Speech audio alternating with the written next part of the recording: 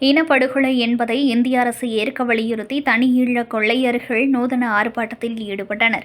மயிலாடுதுறை கிட்டப்பா அங்காடி முன்பாக தந்தை பெரியார் திராவிடர் கழகத்தினர் நூதன போராட்டம் நடத்தினர். இலங்கையில் ஈழத்தமிழர்கள் செம்மணியில் இனப்படுகொலைக்கு ஆளாகி புதைக்குழிகளில் உடல்கள் கிடைத்த காட்சியை கைகால் இழந்த நிலையிலும் எலும்புக்கூடாகவும் பாதிக்கப்பட்ட குழந்தைகள் என தத்ரூபமாக காட்சிப்படுத்தியிருந்தனர். பாதிக்கப்பட்டவர்கள் போன்ற ஆர்ப்பாட்டத்தில் பங்கேற்ற இலங்கை அரசுக்கு எதிராக முழக்கங்களை எழுப்பி ஐநா பாதுகாப்பு குழு நடவடிக்கை எடுக்க வலியுறுத்தி முழக்கமிட்டனர். இலங்கையில் நடைபெற்ற மனித உரிமை மீறல் இனப்படுகொலைதான் என நாடாளுமன்றத்தில் தீர்மானம் நிறைவேற்ற வேண்டும். இந்த படுகொலை குறித்து முறையான சர்வதேச விசாரணை நடத்த வேண்டும். ஈழத்தில் பொது வாக்கெடுப்பு நடத்தி தனி ஈழத்தை அங்கீகரிக்க வேண்டும் என வலியுறுத்தி தனி ஈழக் கொள்கை பற்றாளர்கள் விடுதலை சிறுத்தைகள் பற்றி தமிழர் தேசிய முன்னணி திராவிடர் கழகம் தமிழர் உரிமை இயக்கங்களை சேர்ந்த பலர் போராட்டத்தில் கலந்து கொண்டனர்.